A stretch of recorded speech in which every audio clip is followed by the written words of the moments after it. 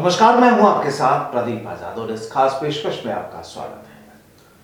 दोस्तों, राजस्थान की राजनीति पर जब जब बात की जाती है तो जाहिर सी बात है कि जो इन दिनों जो एक माहौल में जो बदलाव आ रहा है, जो तब्दीलियां हो रही हैं, कई मुद्दे हैं और उन मुद्दों को लेकर इस समय चाहे कितना ही ठंडा मौसम हो लेकिन सियासत गरमाई हुई है।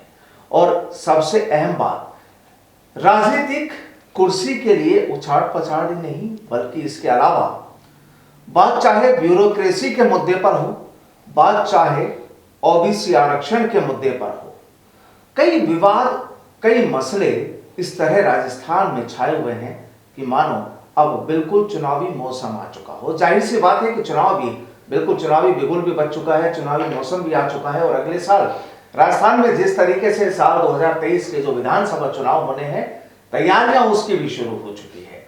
और शायद ये तमाम जो देन है, ये शायद उस चुनाव की देन माना जा सकता है। लेकिन इस समय राजस्थान का सियासी मिजाज कैसा चल रहा है, ब्यूरोक्रेसी की जो तस्वीर है वो कैसी है, और हाल ही में जो ओबीसी आरक्षण का मुद्दा राजस्थान में एकदम उठा, उसकी तबीयत कैसी है। आज इन तमाम मुद्दों पर बात होगी और हमारी बातचीत में शामिल होने के लिए आज हमारे साथ हैं राधेराम गोदारा जी। और आपको बताएं कि गोदारा जी पूर्व प्रशासनिक अधिकारी रह चुके हैं राजस्थान में, प्रदेश जाट महासभा के अध्यक्ष हैं, कई दूसरी संस्थाओं से भी ताल्लुक रखते हैं, स्टूडेंट लीडर भी रह चुके हैं। यानी यूं कहें कि तमाम जानकारियों का एक पिटारा आज हमारे साथ मौजूद है। गोदारा साहब, बहुत बहुत आपका आभार कि आज हमारे साथ जुड़े हैं आप। और सबसे पहले अगर आपसे बातचीत करें, राजस्थान की राजनीति जो इस समय जो माहौल चल रहा है, तमाम चाहे कांग्रेस हो, बीजेपी हो, तमाम जो माहौल चल रहा है, इसे किस नजरिए से इस समय आप देख रहे हैं? मैं आपको ये निवेदन करना चाहूँगा कि न केवल राजस्थान बल्कि भारत की राजनीति एक दोहरे चौराहे पे खड़ी है जी। यहाँ राजस्थान में चुनाव हैं, गुजरात, हिमाचल प्रदेश में चुनाव अभी हो रहे हैं, थोड़े समय के बाद में कर्नाटक में चुनाव हैं, राजस्थान में ये मानिए कि चुनाव सिर पे है। राजनीतिक माहौल से पहले मैं आपको मार्फत ये बताना चाहूँगा कि राजनीति में सबसे पहले बड़ी बात है ये लोकतंत्र है। और लोकतंत्र में लोक राज और लोक लाज ये दो शब्द हैं। लोक लाज जब नहीं होती है तो लोक राज का मायना बहुत कम हो जाता है। प्रजातंत्र में जिस तरह की अभी बयानबाजियाँ चलती है, प्रजातंत्र में जो लोगों ने अपना स्तर धीरे धीरे खोना शुरू कर रखा है, ये दुखदायी है, पीड़ादायक है। प्रजातंत्र में बात कहने के ऊपर जो रोक लगी है, और इसको इमरजेंसी तो नहीं कहेंगे, लेकिन चाहे केंद्र सरकार हो चाहे राज्य सरकार हो, बोलने की जो आज़ादी है उसके ऊपर मुझे लगता है कि इतना फ्रीडम नहीं है जितना होना चाहिए। आपसी बैर भाव के लिए राजनीतिक लोगों के जो शब्द है वो प्रशंसनीय नहीं है। बड़े नेता, बहुत वरिष्ठ नेता, जो भी उनके ख्यालात अखबारों में देखते हैं, उससे यूँ लगता है कि अगर इतने बड़े नेता जो शासक हैं देश के, प्रदेश के, राष्ट्र के, अगर वो छोटी सी बात को इन शब्दों के साथ में परिभाषित करते हैं तो आने वाले समय में लोकतंत्र खतरे में है। राजस्थान की तस्वीर कैसे देख रहे हैं? राजस्थान में एक बड़ी विचित्र स्थिति है। राजस्थान में सत्तारूढ़ी पार्टी कांग्रेस है और भारतीय जनता पार्टी विपक्ष में है। सत्तारूढ़ी कांग्रेस में हर अंधे आदमी को दिखाई देता है कि पैरेलल दो ग्रुप है और कोई प्रतिस्पर्धा नहीं कहिए, गला काट प्रतिस्पर्धा कहिए कि कौन किसके लिए क्या करता है, मुझे कहीं पार्टी जैसी बात नहीं दिखती है। और वो की वो स्थिति मुझे बेबाक होकर बताना चाह रहा हूँ कि भारतीय जनता पार्टी की है। दो दो ग्रुप दोनों पार्टियों में है। आप पार्टी भी इन दोनों की फूट के बीच में अपनी संस्थापना के लिए यहाँ पैर जमाए बैठी है।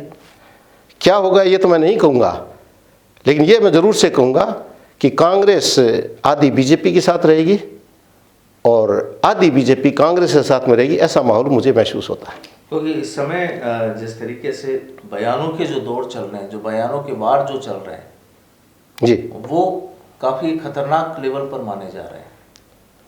मैं निवेदन करूंगा आपको, खतरनाक नहीं, वो हदबंदियां लांग गए। हमारे माननीय मुख्यमंत्री अशोक गहलोत जी हैं, मैं भी वृद्ध आदमी हूँ, 68 साल का व्यक्ति हूँ। मैं लगातार हर न्यूज़ को टीवी पे अखबार में पढ़ता हूँ, आप लोगों के संपर्क में रहता हूँ जी। जो मैंने महसूस किया है कि पिछले 1-2 साल में शायद अंतर्द्वंद अशोक जी को तंग करने लगा है, जिसमें उन्होंने अपनी सारी सीमाएं भी लांघी है। अभी 2-3 दिन पहले जिन अल्फाज का उन्होंने प्रयोग किया, मैं उनको दोहराना नहीं चाहूँगा। बड़े नेताओं से समाज को बहुत बड़ी उम्मीद होती है, क्योंकि जब सिस्टम ही डेमोक्रेटिक है तो उसमें आवाज़ की स्वतंत्रता, बोलने में निर्भीकता, ये सभी बातें होनी चाहिए, लेकिन सामाजिक संजीदा और आपके ओहदे के अनुरूप जो दायित्व है वो जरूर संयमित रखना चाहिए।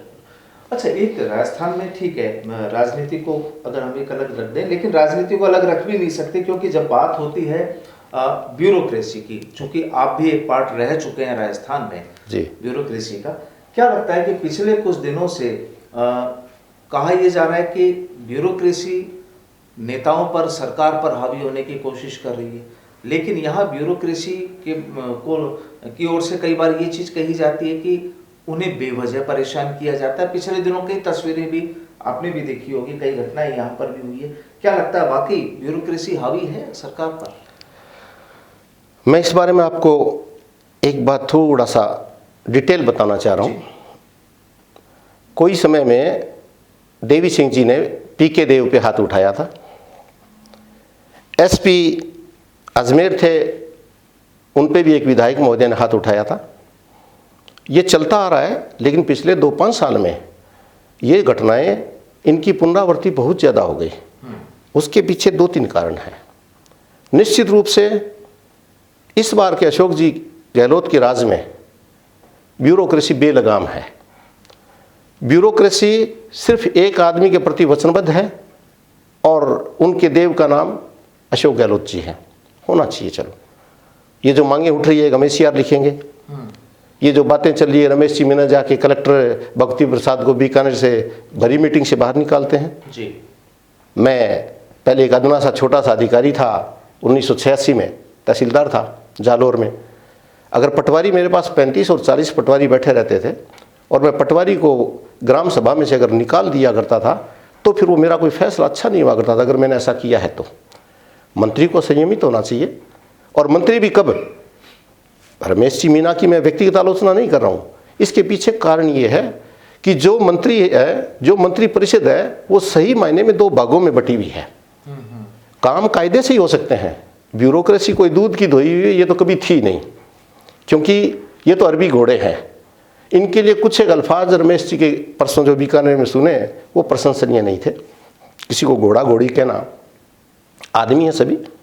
परसों आप कहाँ थे, आज आप कहाँ जाओगे। आज जो अधिकारी छोटा सा है वो परसों बड़ा हो जाएगा। लेकिन ब्यूरोक्रेसी में जो सबसे बड़ी समस्या आ रही है, इसमें एक पूर्वाग्रह सम्मिलित है। और पूर्वाग्रह भी कौन सा है कि उनको लगता है कि मैं अशोक गहलोत के ग्रुप का हूँ या मैं दूसरे ग्रुप का हूँ, इसलिए मेरा कहना नहीं माना जाता है। इसलिए पूर्वाग्रहित होकर जब कोई भी आदमी बात करता है तो बात न तो संयमित हो सकती है और न जनता में अपना अच्छा प्रभाव छोड़ती है, जो दुखदायी चीज़ है। बिल्कुल। एक मुद्दा और चल रहा है राजस्थान में, ओबीसी आरक्षण को लेकर। इस पे हालांकि सरकार ने ठीक है अपनी बात भी रखी है, लेकिन उससे पहले भी जो वाद विवाद, बयानबाजियां और जो तमाम मांगे वगैरह तमाम चीजें चल रही थी। अब क्या लगता है कि कहां तक सरकार पहुंची है इस मसले पे, और पिछले दिनों काफी बयान वगैरह काफी चीजें हुई थी, उन्हें किस तरीके से ले रहे हैं? दरअसल तो आरक्षण किसी एक वर्ग विशेष को अपनी कमजोर परिस्थितियों से उठाने का सरकार की तरफ से एक रास्ता है। लेकिन अभी जो आरक्षण के बारे में जो बातें देखी, ये 2018 में जो नोटिफिकेशन जारी हुआ था, तब माननीय वसुंधरा जी मुख्यमंत्री थे जी। मैंने भी उनके थोड़ा ज्ञान में लाया था मैं कि इसका आने वाले समय में प्रभाव अच्छा नहीं होगा, क्योंकि ऑफिसर्स ने जिन्होंने ये बात बताई थी उनको इसका डार्क पार्ट था वो उन्होंने नहीं बताया था। उन्होंने ये कहा था कि बहुत अच्छा हो जाएगा। अब देखिए क्या मुद्दा बना है। ये ओबीसी का मुद्दा है, जिसके अंदर सिर्फ एक छोटी सी बात ये थी कि प्रत्येक व्यक्ति को जिस जाति का है, जिस वर्ग का है, उसमें से 12.5% मिलना चाहिए। तो सैनिक को तो कोई नुकसान ही नहीं है। लेकिन इसको जैसे इसमें सुधार की बात आई, ये ओबीसी का न होके जाट वर्सेस अदर्स का बना दिया गया। जबकि फौज में भी आप आश्चर्य करेंगे, फौज में भी जो सबसे ज़्यादा जो रिटायर हुए बैठे हैं वो भी तो जाट हैं। हमारा झुंझुनू, चूरू, सीकर, ये 3 जिले ऐसे हैं कि फौज में इनका नाम है और भारत में इनका दम भरा जाता है। तो अगर उनको फायदा भी मिलता तो जाट क्यों विरोध करेंगे? अभी मैंने 2 मंत्रियों का स्टेटमेंट पढ़ा, प्रताप सिंह जी खाचरियावास का पढ़ा और राजेंद्र जी गुड़ा का भी पढ़ा। ये विचार संकलित विचार और सुंदर विचार नहीं है, ये विश्लेषणात्मक विचार नहीं है, ये केवल आपका पूर्वाग्रह बोलता है। राजेंद्र जी गुड़ा कहते हैं कि हम ईंट से ईंट बजा देंगे। तो मैं ये पूछना चाहूँगा आपके माध्यम से उनको कि क्या ये आरक्षण ओबीसी का था या जिसमें राजपूतों का विरोध किया गया था, या राजपूत ओबीसी में नहीं है, या राजेंद्र जी गुड़ा ही राजपूत है, रावणा राजपूत और दरोगा सभी तो ओबीसी में है। तो क्या उनके फौज के रिटायर्ड लोग नहीं बैठे हैं? शायद उन्होंने जानबूझ के जाति आबादी है, वर्ग विशेष के अंदर किसी भी राजनेता को और सामाजिक आदमी को किसी जाति का समर्थन करे वो तो ठीक है, लेकिन किसी जाति विशेष का विरोध करना है वो एक संजीदा बात नहीं है। तो मैं आपको निवेदन करना चाहूँगा कि उन्होंने कहा कि हम ईंट से ईंट बजा देंगे। मैं अब आमंत्रित करना चाह रहा हूँ, क्योंकि पूरा समाज लगा इसमें, न केवल जाट लगे हैं, सभी समाज लगे हैं। और आज के अखबार में है कि प्रत्येक वर्ग में से 12.5% मिल रहा है। जब 100% में 12.5 मिलेगा तो फौज के आदमी को तो कोई नुकसान नहीं है, लेकिन युवा कहाँ जाएंगे? तो इस कार्यक्रम में हरीश जी पहले मंत्री थे राजस्थान में, उन्होंने बहुत प्रयास किए हैं। एक युवा साथी जो रोजगार संघ के लिए रात दिन काम कर रहे पिछले 10 साल से, भरत बेनीवाल, मैं उनको साधुवाद देना चाहूँगा। उन्होंने जी जान लगाई, हम सब लोगों ने, किसी ने सामने आके और किसी ने बैक सपोर्ट रखा। और आज के दिन ये हुआ कि सरकार ने 3 दिन पहले जो संशोधन करना चाहिए था 2018 का सर्कुलर वापस ले लिया। लेकिन इसमें गुड़ा जी ने ये कहा कि हम ईंट से ईंट बजा देंगे। तो मैं पूछना चाहूँगा, वो ईंट लेके कहाँ खड़े हैं? वो बजाएं। हो सकता है ईंट भट्टे पे काम किया हो इसलिए ईंटें बजाई होगी, ईंटें आंटें कुछ नहीं बजेगी। प्रजातंत्र में संयमित होकर चलिए। ईंटें एक बार एक की बजती है, दूसरी बार फूट के राख बन जाती है, तीसरी बार फिर बन जाती है। इसलिए कभी भी जाति का विरोध नहीं करें। और आरक्षण में जो शुरू में बहुत जल्दी हो जाना चाहिए था, उसमें अशोक जी गहलोत का भी जो रोल था वो दोहरा रोल था, उसके कारण ये बात यहाँ तक बढ़ी। लेकिन फिर भी मैं कहता हूँ, देर आए दुरुस्त आए, सब आरक्षण ठीक हो गया और सब काम ठीक होगा। यानी कुल मिलाकर अब आपको लगता है कि जो 1 साल इस सरकार का बचा है ये कम से कम पीसफुली, शांतिपूर्वक निकल जाए, लग रहा है ऐसा? कतई नहीं। एक परिवार में अगर 2 भाइयों का विरोध हो जाता है तो उस परिवार का विकास और परिवार का प्रेम और परिवार की प्रतिष्ठा तीनों खत्म हो जाती है समाज से। मैं नहीं मानता कि शांतिपूर्ण कुछ चलने वाला है, क्योंकि अशोक जी जैसे संयमित व्यक्ति से मैं उम्मीद नहीं कर रहा था कि वो इन अल्फाजों के द्वारा सचिन पायलट को कुछ कहेंगे। और आश्चर्य इस बात का होता है, मुझे तो कई बार अपने आप पे भी रहम आता है। प्रजातंत्र में ये समझ में नहीं आ रहा है, ये कांग्रेस पार्टी, भारतीय जनता पार्टी जो भी करती होगी। अब कई दिनों पहले, आज से 2 महीने पहले, 3 महीने पहले जिक्र चला, यहाँ पर्यवेक्षक आए कांग्रेस के, 92 विधायकों ने इस्तीफा लिख के दे दिया अशोक जी के पक्ष में।